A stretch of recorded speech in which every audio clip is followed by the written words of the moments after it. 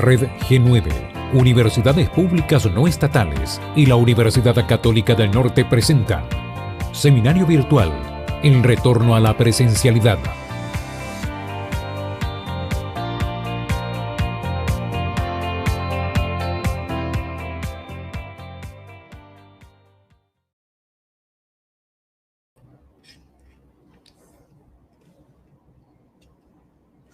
Les damos la más cordial bienvenida a este seminario virtual denominado El Retorno a la Presencialidad, organizado por la Universidad Católica del Norte y la Red de Universidades Públicas No Estatales, Red G9. Les queremos informar que esta jornada es transmitida en vivo por el canal de YouTube y Facebook de la Universidad Católica del Norte, por las diversas plataformas digitales de todas las universidades de la red y además por el canal UCB TV. Antes de comenzar, queremos saludar de manera especial a nuestro rector, Rodrigo Alda Varas, y a todos los rectores, al rector Aliro Borges, de la Universidad Católica de Temuco, actual presidente de la Red G9, al rector Carlos Saavedra, de la Universidad de Concepción, presidente electo de la Red G9, al rector Cristian Mellado, de la Universidad Católica de la Santísima Concepción, vicepresidente de la Red, al rector Ignacio Sánchez, de la Pontificia Universidad Católica de Chile, vicepresidente de la Red G9, al rector Claudio Lortegui, de la Pontificia Universidad Católica de Valparaíso, al rector Darcy Fuensalida, de la Universidad Técnica Federico Santa María, al rector Hans Richter, de la Universidad Austral de Chile, y al rector Diego Durán, de la Universidad Católica del Maule. Igualmente saludamos a nuestras panelistas, la doctora Ana María Moraga, de la Universidad de Concepción, y María Teresa Muñoz, de la Universidad Católica del Maule, y a nuestro panelista, doctor Werner Previs, de la Pontificia Universidad Católica de Chile. Saludamos también a la doctora Muriel Ramírez, profesora titular y directora del Magíster en Salud Pública de la Facultad de Medicina de la Universidad Católica del Norte, quien moderará este conversatorio. El ciclo de seminarios virtuales de la Red G9 tiene como objetivo aportar a la discusión y políticas públicas del país y enriquecer el diálogo amplio, abierto a toda la comunidad respecto de temas de educación superior de interés nacional. Esta red, la Red G9, está conformada por 9 universidades del norte, centro y sur del país. 8 de las universidades se encuentran en regiones fuera de la región metropolitana, teniendo una presencia en territorios donde cumplen un rol prioritario y muchas veces exclusivo. Bajo este contexto, presentamos el saludo de bienvenida del rector de la Universidad Católica del Norte, doctor Rodrigo Alda Varas. Muy buenas tardes a todas y todos. Sean bienvenidos a la Universidad Católica del Norte en este retorno a la presencialidad. Hoy particularmente me acompaña Rodrigo y Milenka, estudiantes de Ingeniería Comercial en la sede de Antofagasta. Sean bienvenidos a este conversatorio que abordará el desafío que ha representado el retorno a la presencialidad que estamos viviendo en todos los establecimientos de educación superior, tratando de recuperar nuestra cotidianidad. No queremos decir con esto que la pandemia esté concluida, ni mucho menos, y eso implica que tenemos que seguir siendo responsables por el autocuidado individual y colectivo. Estimadas amigas y amigos, a nombre de la Red G9 y de la Universidad Católica del Norte en particular, todas universidades públicas comprometidas con todos los chilenos y chilenas, en este encuentro es un pequeño ejemplo de la labor cotidiana e ininterrumpida para beneficio de todas y todos. Muchas gracias. Dejamos con ustedes a continuación el video de saludo del rector de la Universidad Católica de Temuco, Aliro Borges, presidente de la Red G9. Muy buenas tardes. Saludo muy especialmente al rector Rodrigo Alda de la Universidad Católica del Norte, como también a los otros rectores de la Red G9 que nos acompañan esta tarde en este nuevo seminario de la Red G9. En este caso, el retorno a la presencialidad. El desafío de este conjunto de seminarios que viene realizando por más de 1 año y medio de la Red G9 intenta abordar todos los temas de interés público, no solamente aquellos en el ámbito de la vida universitaria, sino que aquellos de discusión de la vida pública también. Y lo que queremos con estos seminarios es que nuestros especialistas pueden ir aportando a la discusión de nuevas políticas públicas para el desarrollo de nuestro país. Quiero felicitar en esta oportunidad también a los panelistas que nos acompañarán esta tarde, que sin duda enriquecerán esta discusión que tendremos en este nuevo seminario de la Red G9. Muchas gracias.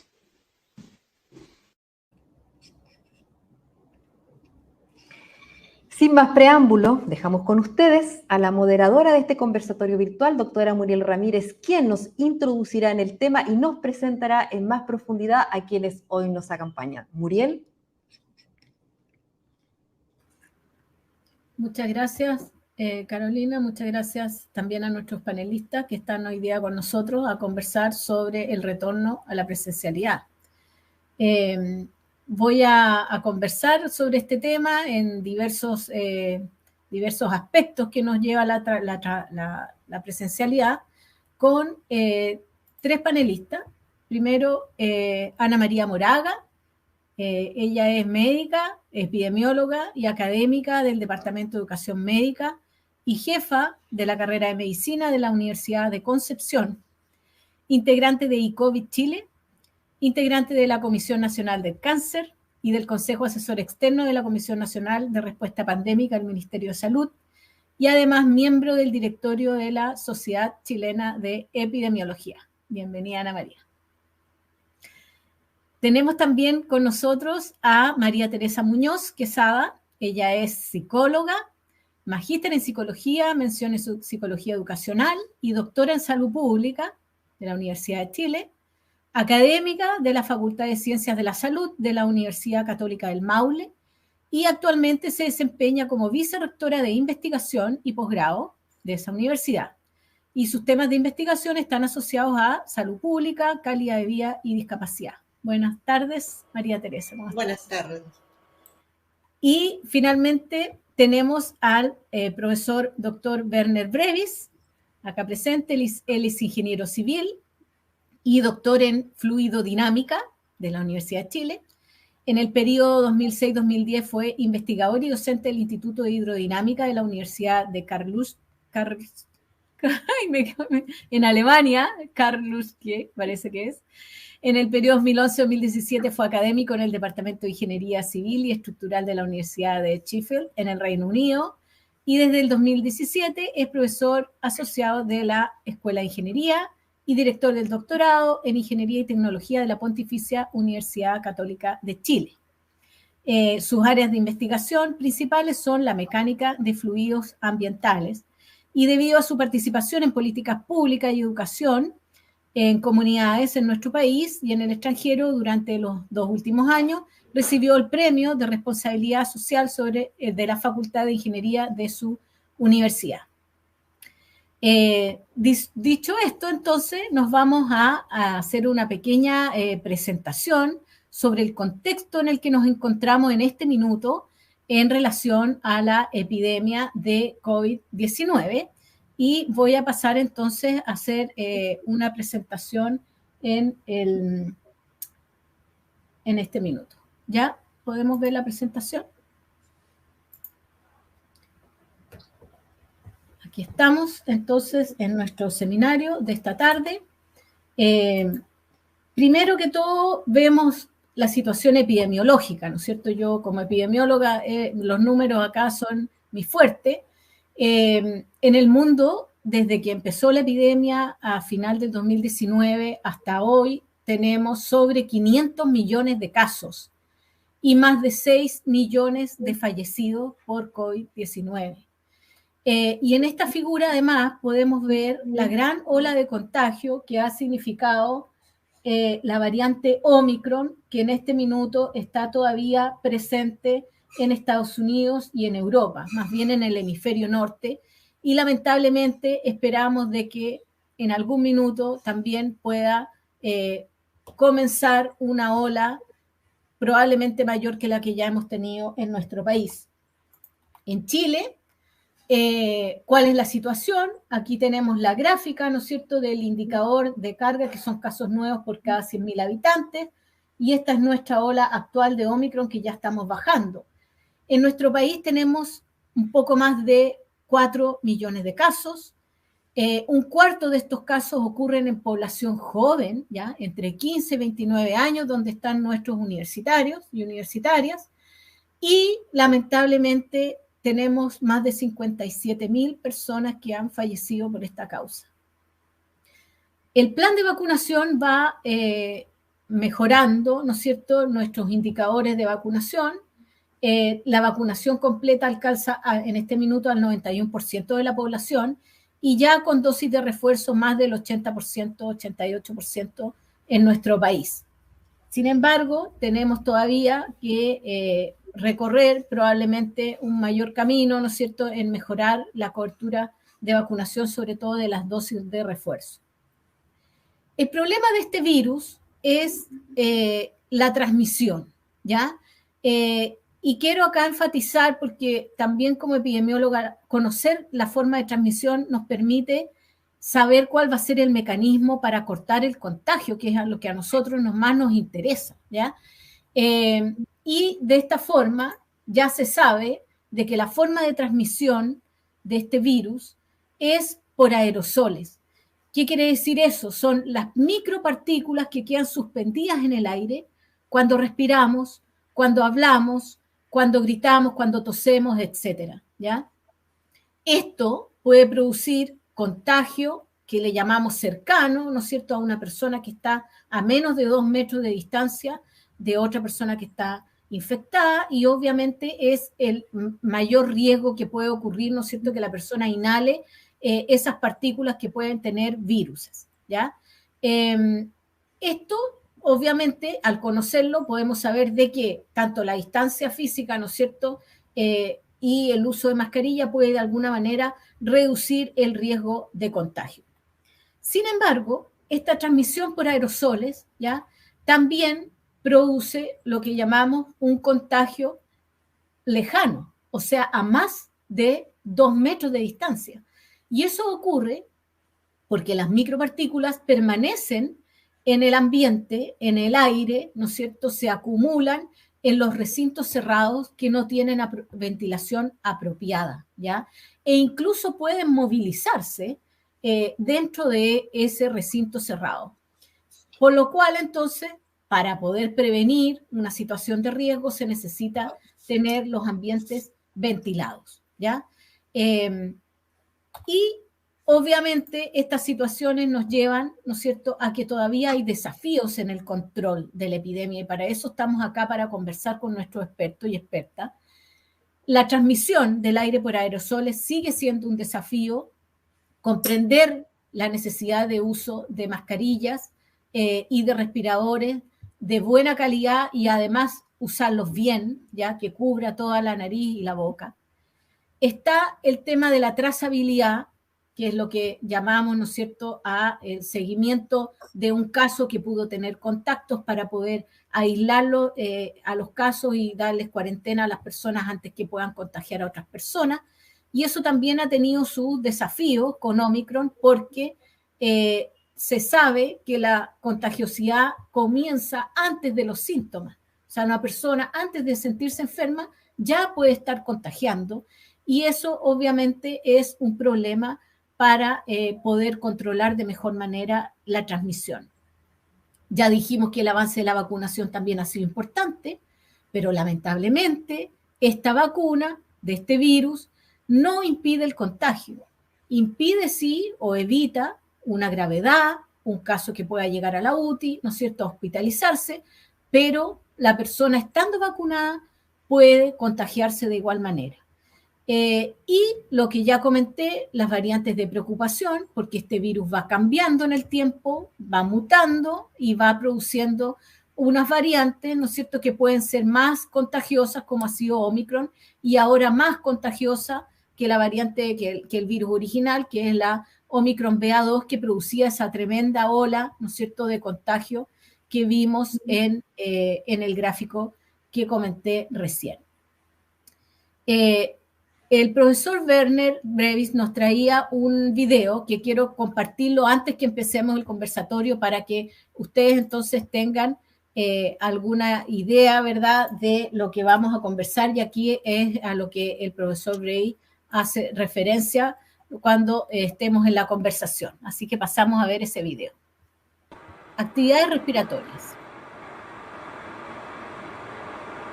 A, B, C, D, E, F, G. A, B, C, D, E, F, G.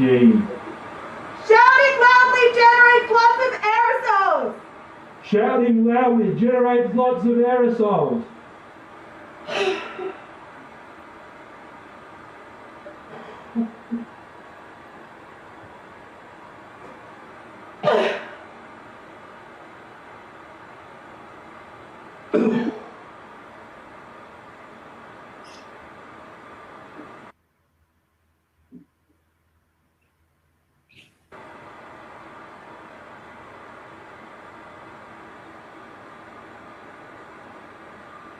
Mascarilla quirúrgica.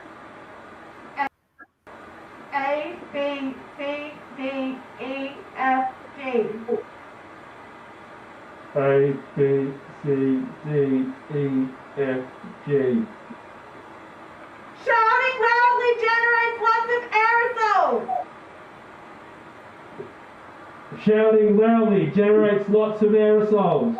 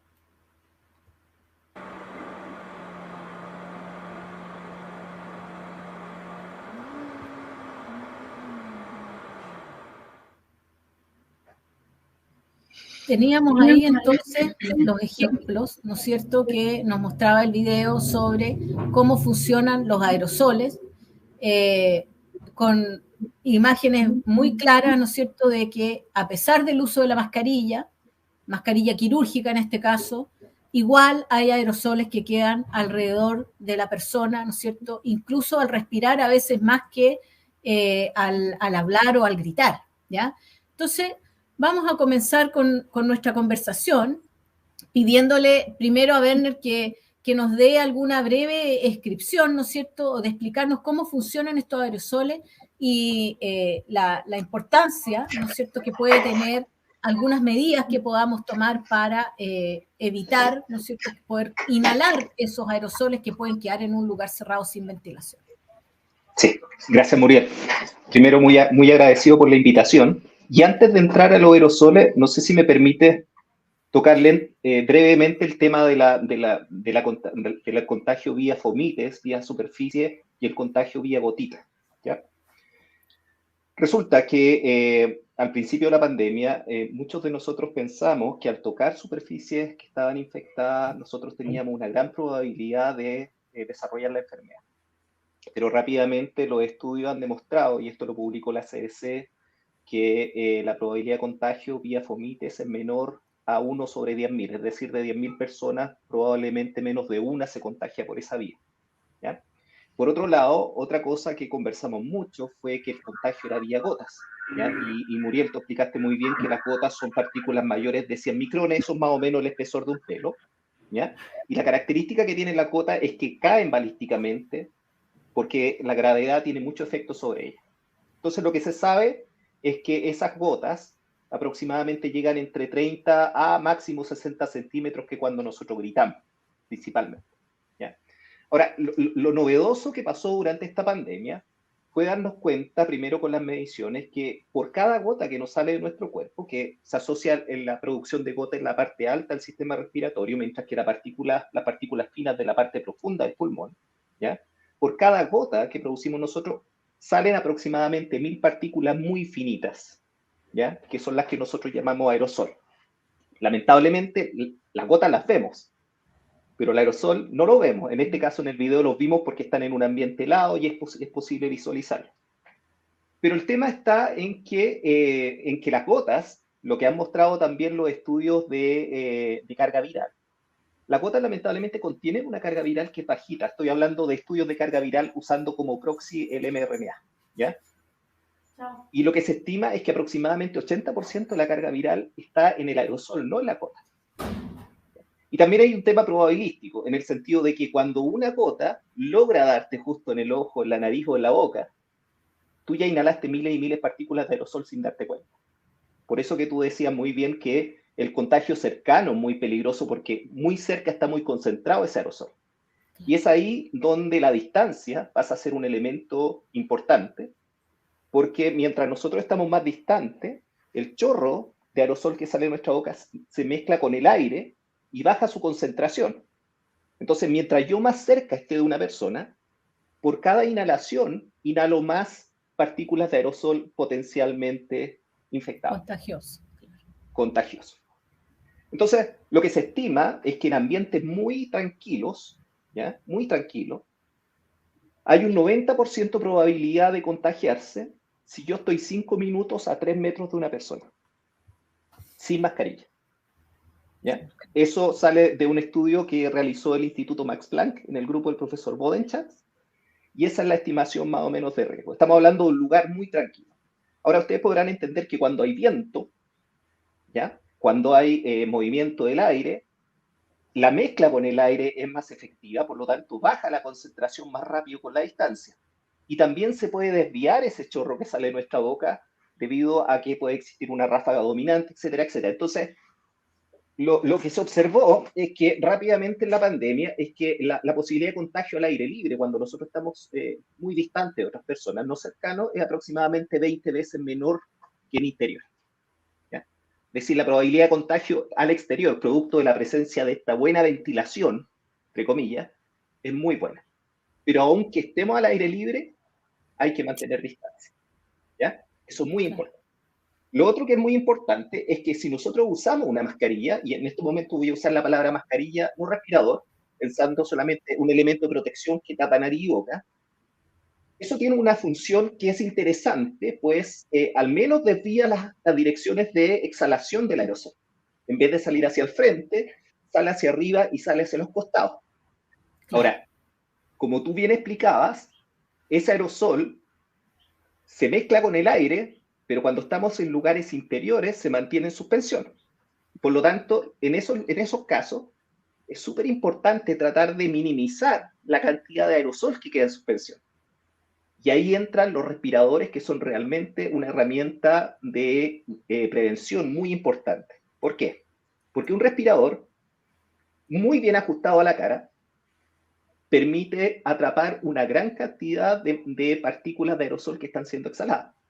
Y si lo usa otra persona, de las partículas que quedan en suspensión, que son pocas, logra filtrar antes de que ingresen al sistema respiratorio de otra persona.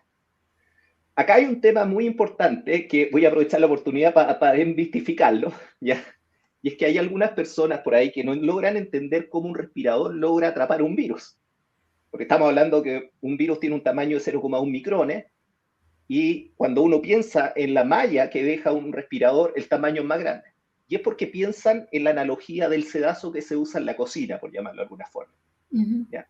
Y de esa forma no funcionan los respiradores. ¿Ya? Primero, el virus nunca está solo, siempre se cuelga una partícula en suspensión, en este caso el bioaerosol, ¿ya? Y estamos hablando de partículas que están las más pequeñas, del orden de 0,5 micrones, 5 micrones, 20 micrones, que son las que normalmente quedan en suspensión. Y lo que pasa con las partículas muy pequeñas es que el respirador tiene una carga que se llama una carga electrostática, que al pasar la partícula se siente atraída eléctricamente por el material del respirador y se pega a la tela. No es un filtrado por sedazo, sino que es un filtrado por carga electrostática.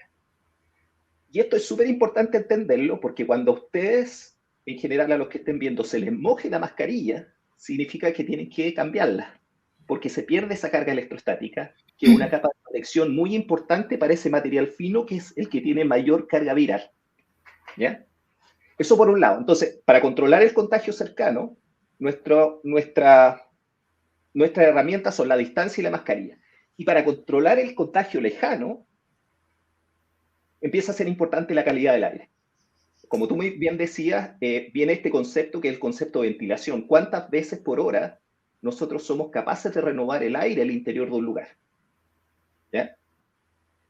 Y actualmente nosotros hemos coincidido en que en lugares de alta ocupación, donde hay personas que están mucho tiempo, al menos nosotros deberíamos tener 6 recambios de hora, 6 recambios del aire por hora.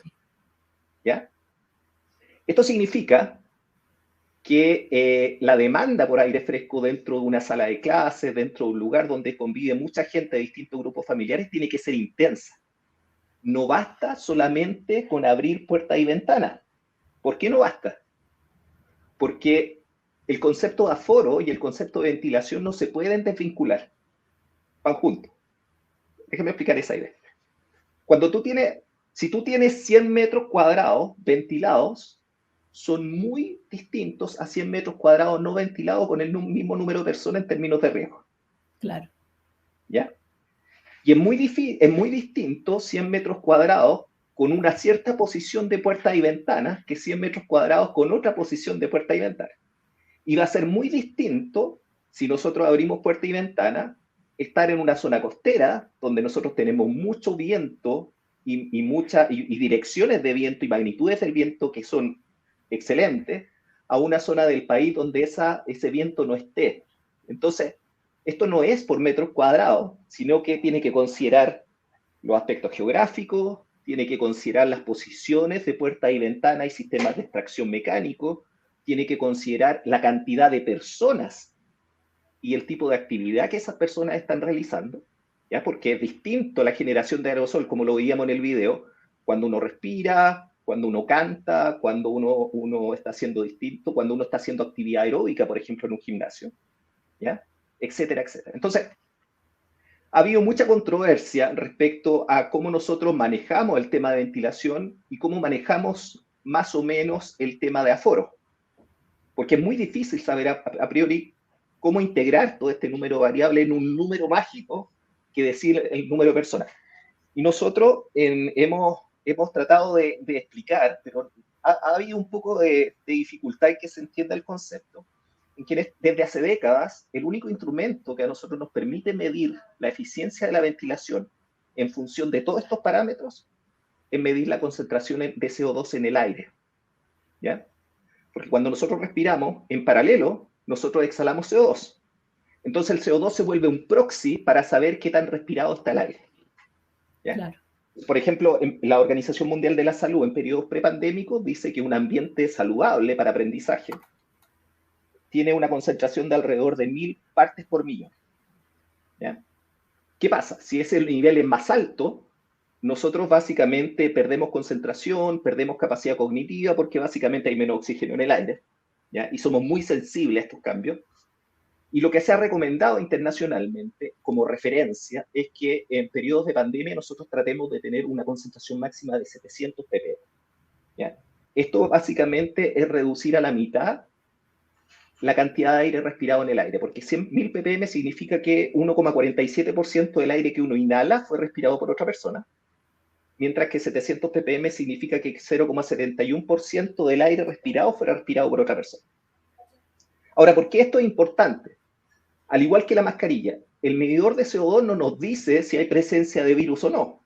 Claro. Cuando nosotros usamos una mascarilla, tampoco la estamos usando porque sabemos que hay presencia del virus o no. Pero, sin embargo, es un indicador de que esta capa de protección, que es la ventilación, está ocurriendo en forma eficiente. ¿Ya? Ahora, esto es el mínimo. Esto es el mínimo. Y por eso pasa a ser tan relevante que nosotros comprendamos los mecanismos de contagio justamente para poder trabajar en un tipo de prevención efectiva. Digo, es el mínimo porque en regiones del país, en otras regiones no vamos a tener la posibilidad de ventilar. Imagínense en Puerto Montt, o en Concepción, abriendo las puertas y las ventanas, y se nos mete todo el agua a la sala y finalmente vamos a terminar con otro tipo de problema. o en Chillán o en Coyhaique, que en invierno vamos a abrir las puertas de las salas y básicamente va a entrar una cantidad de material particulado en suspensión que va a ser sumamente perjudicial para todos. Por lo tanto, en ese tipo de situaciones, lo que podríamos hacer eventualmente es usar sistemas de filtrado, ¿ya? Para bajar la concentración en el aire. Pero esos filtros necesitan la misma condición. Tienen que filtrar al menos 6 veces el volumen de una sala por hora. Ya. Y tienen que tener un tipo de filtro que atrape las partículas más finas de aerosol en suspensión, que son los filtros MER 13. ¿Ya? Entonces, hay una cantidad de medidas que nosotros podemos tratar de fomentar, que nos ayudan a prevenir el contagio y que básicamente se desprenden naturalmente de comprender cómo ocurre. ¿Cómo ocurre? Muchas gracias, Werner. ¿Cómo ocurre el contagio? Entonces estábamos viendo que es a través de respirar, ¿no es cierto?, aire que quedó de otra persona que pudo haber estado contagiada y que respiró y dejó su aire en suspensión y nosotros lo inhalamos, ¿ya? Ahora, exacto. Y no es necesario tener a esa persona al frente. Claro, porque en lugar cerrado, el aire queda ahí dando vuelta, ¿no es cierto?, suspendido, ¿ya? Entonces, bueno, voy a enganchar esto, ¿no es cierto?, con lo que significa volver a las clases, ¿no es cierto?, que es el tema nuestro. Podemos después profundizar en lo que son las medidas de prevención para eso, pero básicamente cuando hablamos, ¿no es cierto?, con los epidemiólogos, hablamos de evitar la transmisión y evitar el contagio, y una de las formas de evitar el contagio ha sido clásicamente que una persona que está enferma se le retira, ¿no es cierto?, de circulación para evitar que contagie a otros, y a aquellos con los cuales tuvo contacto también se les retira, y eso es lo que llamamos aislamiento y cuarentena, ¿ya? Básicamente acá se ha conocido el término como trazabilidad, ¿no es cierto? Entonces aquí engancho con una pregunta para mi colega Ana María, ¿no es cierto? ¿Qué crees tú o cómo crees tú que de alguna manera se está realizando el tema de la trazabilidad actualmente? Sabemos de que bajaron, ¿no es cierto?, los índices de trazabilidad porque Omicron es demasiado contagiosa y había mucho caso y contacto difícil de manejar. ¿Alguna opinión acerca de los sistemas de trazabilidad que estamos usando en algunas universidades, ¿no es cierto?, para poder saber quién entró, quién salió? ¿Cómo lo ves tú en relación a las medidas, ¿no es cierto?, de poder controlar ese tipo de situaciones de contagio dentro de una sala de clase? Bueno, primero saludarlas y saludarlos a todos. Y qué relevante lo que estamos conversando, situándonos en la realidad de que estamos frente a estudiantes que desde hace 2 años están formándose para ser profesionales en sus casas, ¿sí? En estudiantes del área de la salud que no han tenido la posibilidad de tener práctica clínica. Y estamos, por otro lado, frente a esta situación epidemiológica que muy bien describías al inicio, Muriel, frente a un Omicron que causó crisis durante febrero y marzo y que hay que estar, ¿cierto?, constantemente vigilando.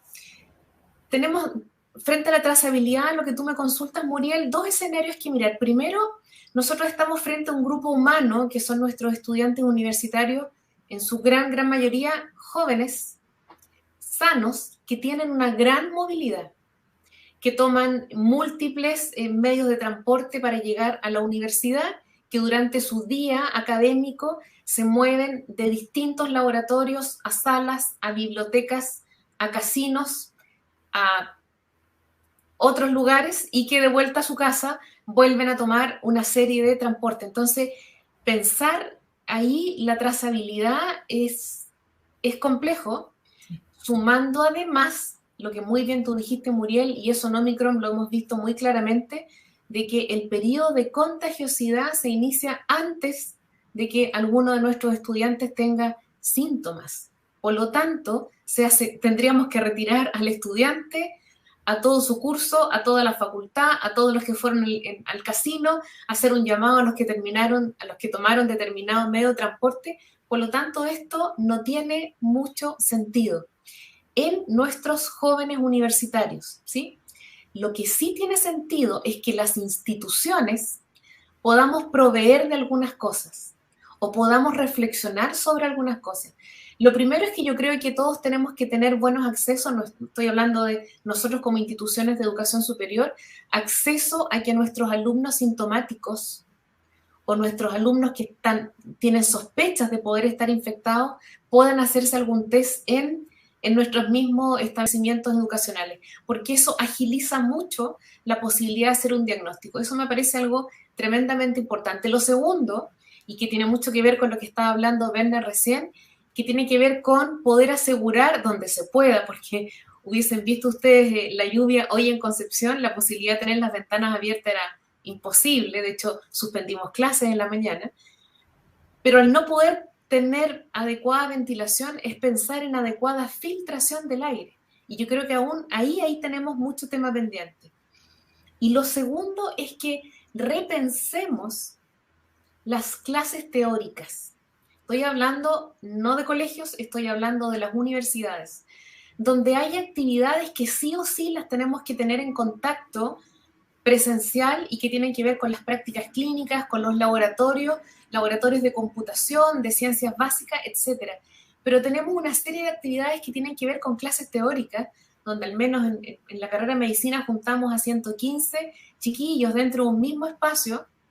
No podremos seguir utilizando la tecnología y disminuir esos riesgos, disminuir esa reunión de tanta gente en un espacio cerrado, claramente con mala ventilación, y dejar los espacios y la presencialidad para aquellas actividades en grupos pequeños. Yo creo que por ahí hay un desafío y que la pandemia, que ha tenido mucho de malo, pero también ha tenido de bueno, que nos ha puesto en las manos la tecnología, el uso de distintas plataformas, de Canvas, de Teams y de otras más que nos podrían facilitar la docencia, pero también disminuir el riesgo, ya que, Muriel, la trazabilidad en el ambiente universitario es muy difícil. Al menos acá en la Universidad de Concepción, yo sé que ustedes en sus universidades tienen sistemas parecidos, a través de, ¿cierto?, los códigos QR, nosotros decimos presente UDEC, se llama nuestra plataforma, de tal manera de tener un control de quiénes van accediendo a los distintos edificios.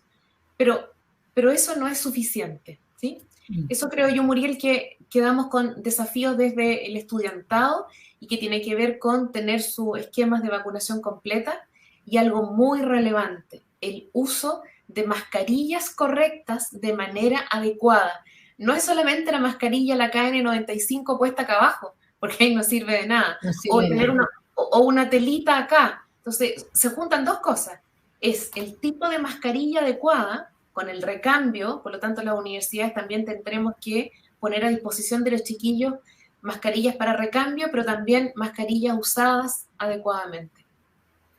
Muy bien, muchas gracias, Ana María. Claro, aprovechar de hacer, ¿no es cierto?, la aclaración a que el profesor Werner se refería a mascarilla, es como la clásica de 3 pliegues, y respirador viene siendo el KN95 o la FPP2, que son las especificaciones más técnicas de lo que se llama respirador. Pero en el fondo significa, ¿no es cierto?, que tiene un ajuste mejor y de todas maneras la calidad del filtro también es distinto y entre una y otra mascarilla, ¿no es cierto? Tú hacías referencia, Ana María, y me parece excelente, ¿no es cierto?, a que además nosotros como profesores y profesoras también reflexionemos, ¿no es cierto?, en qué significa, cuándo tomar una decisión de a lo mejor volver a tomar algún tipo de clases híbridas y obviamente tener algún sistema, ¿no es cierto?, alternativo probablemente para aquellos estudiantes que si es que viene una ola, ¿no es cierto?, de esta BA2 de Omicron, tener una alternativa de clase híbrida o de poder asistirlo y evitar, ¿no es cierto?, porque va a haber inasistencia. O sea, eso tenemos probablemente que tenerlo claro y tener un plan B para lo que pueda ser una nueva ola. Y aquí engancho, ¿no es cierto?, con María Teresa en que nuestros estudiantes y también nosotros mismos, los profesores, hemos estado 2 años online, ¿verdad?, sin presencialidad, sin contactos personales directos. Los estudiantes de primero o segundo año que no han conocido a sus compañeros y compañeras hasta hace 2 semanas o 3 semanas atrás, ¿verdad?, y los desafíos que nos implica eso desde el punto de vista de salud mental, ¿ya? Quiero tocar este tema específicamente porque hemos visto algunos ejemplos, ¿no es cierto?, de problemas que se producen a nivel escolar, pero también a nivel universitario. Aquí, ¿qué podemos esperar, María Teresa, y cómo las universidades y los profesores podríamos apoyar a nuestros estudiantes en evitar estas situaciones de problemas de salud mental? Sí, bueno, primero hay que entender que en todo caso las problemáticas de salud mental y de violencia escolar, que era lo que aludías recién, Muriel, siempre han existido, o sea, siempre han estado presentes, pero diversos estudios han demostrado que estas se han exacerbado en este periodo de la pandemia, ¿ya? Por ejemplo, en el ámbito de la niñez y la juventud, nosotros hemos visto, ¿verdad?, tanto en redes sociales como en las noticias, justamente estas situaciones de amenaza, el tema del acoso, ¿verdad?, que si bien no tiene un componente de violencia física, sí se hace por medio de las plataformas virtuales, y también el tema de la invisibilización de lo que ocurrió en estos 2 últimos años en los hogares, ¿verdad?, o en las comunidades donde estaban los niños confinados. Y nosotros sabemos que efectivamente, y esto a nivel mundial, no solo en nuestro país, justamente se vieron limitadas también las ayudas, los apoyos en las temáticas de salud mental.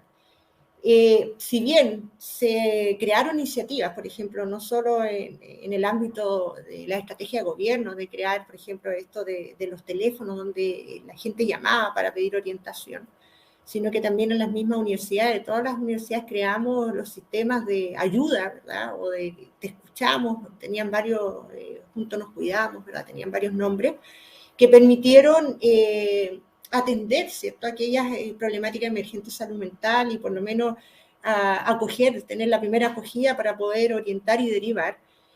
Tenemos en este caso el contexto de que la pandemia reflejó en el fondo un alto elemento de desigualdad también. Nosotros acá, por ejemplo, en la región del Maule tenemos un grupo de varios estudiantes que viven más en contextos rurales donde la conectividad era deficiente. Probablemente también ocurrió en aquellas universidades que están en las zonas principalmente del sur y del norte del país. Y por ende, varios estudiantes se vieron limitados justamente al apoyo de esta ayuda, porque no había acceso al internet, no había una buena señal, si bien en algunos casos había, y se tuvieron que crear otros sistemas. Por ejemplo, el tema de enviarle los materiales o buscar, cuando ya las cuarentenas no eran tan rígidas, ¿verdad?, la posibilidad de que los estudiantes, algunos pudieran usar los espacios de las universidades, ¿verdad? Entonces, hubo 2 años en que justamente la salud mental estuvo en cierta medida rezagada, ¿ya? Y ya nosotros sabemos que en nuestro sistema de salud ya hay una dificultad con respecto a las temáticas del acceso a la salud mental para todos y todas. Y aquí también se tiene que vincular a la temática de los determinantes sociales de la salud, o sea, no solo es el sistema de salud mental, sino que también el contexto, y la pandemia, ¿verdad?, sino que también el contexto socioeconómico y político, o sea, varias familias se vieron afectadas por la pérdida de trabajo, por el cambio, ¿verdad?, de lo que implicaba el tener que llevarse el trabajo a la casa. La dificultad también de los mismos estudiantes de poder atender y concentrarse en las casas con respecto a la exigencia, y por ende también las universidades tuvieron que flexibilizar.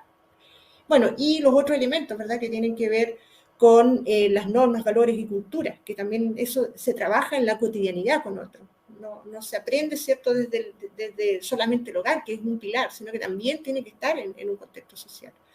Entonces, todos esos elementos y otros, ¿verdad?, han ido afectando y han hecho de que efectivamente se manifiesten estas conductas desadaptativas que han, por ejemplo, en el caso de los niños, se ha demostrado en estas agresiones, y por otro lado, en los universitarios probablemente nosotros nos veamos enfrentados a otras dinámicas. Los universitarios en este momento están felices de reencontrarse en el caso de los que ya se habían visto, ¿verdad? Pero aquí nosotros estamos con esta temática de tener 2 cohortes que nunca estuvieron juntas, y también una cohorte, que es el primer año, ¿verdad?, que estuvo 2 años que no estuvo junto a sus compañeros y que se prepararon para ingresar a la universidad de manera diferente, ¿verdad?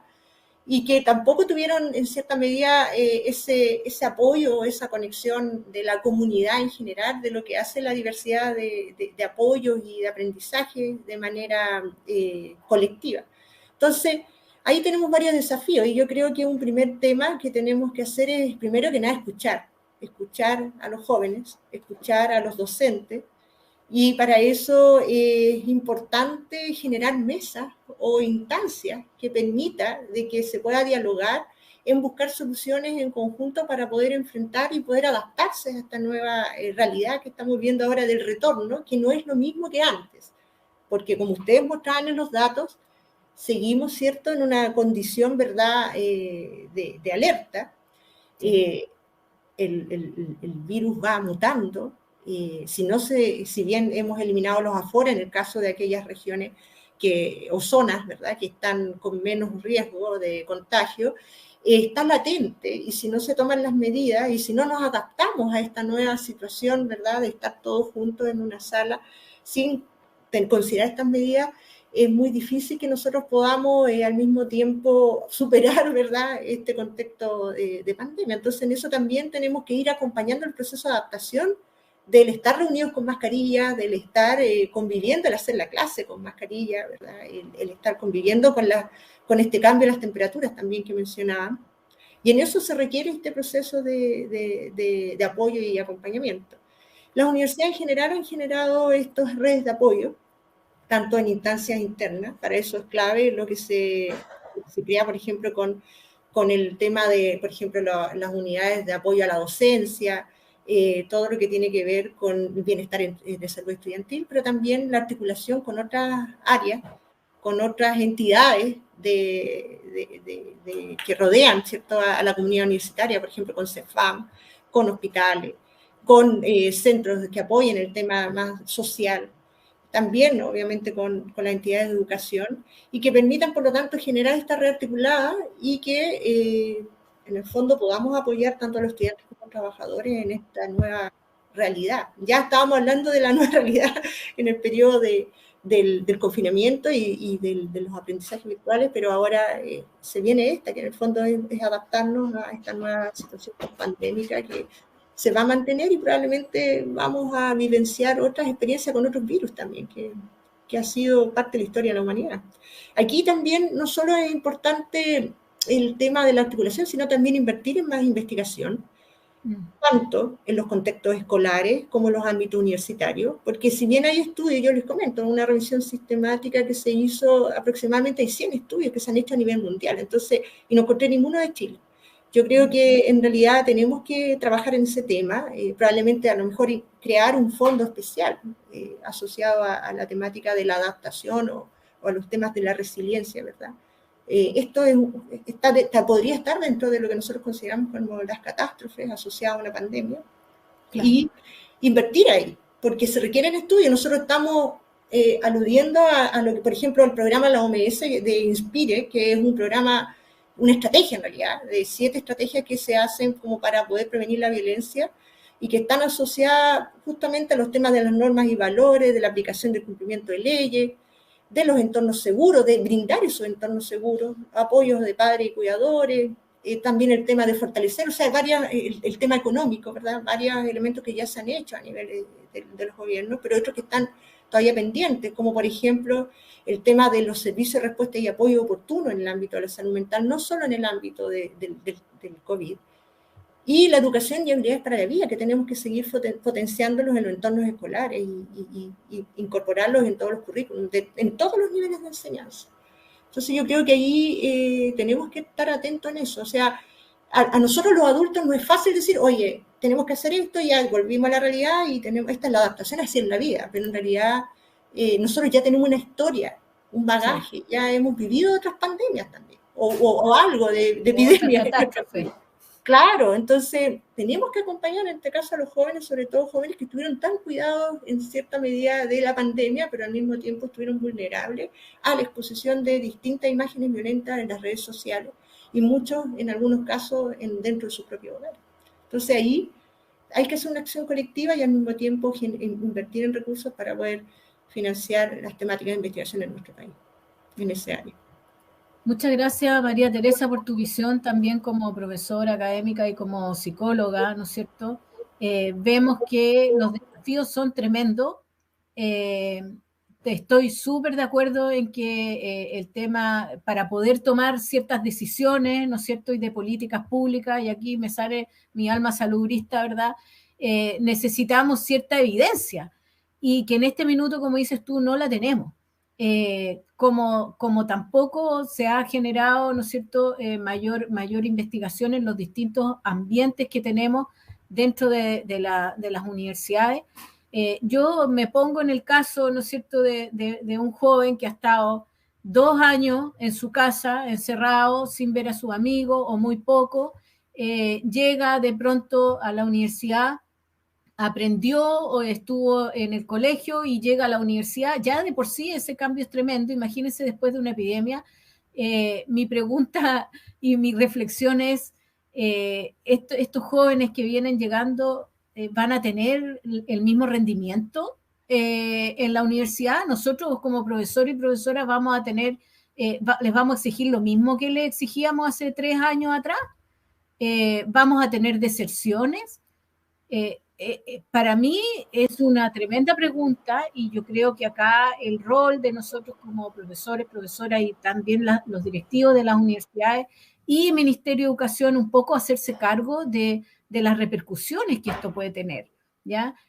A nosotros además nos miden por indicadores, ¿no es cierto?, índices de retención y de graduación y qué sé yo, y probablemente esos indicadores no van a ser los mismos, no podemos esperar que sean los mismos. Así que nada, yo en honor al tiempo, la verdad que se nos pasó volando, no alcanzamos a hacer más de una intervención cada uno.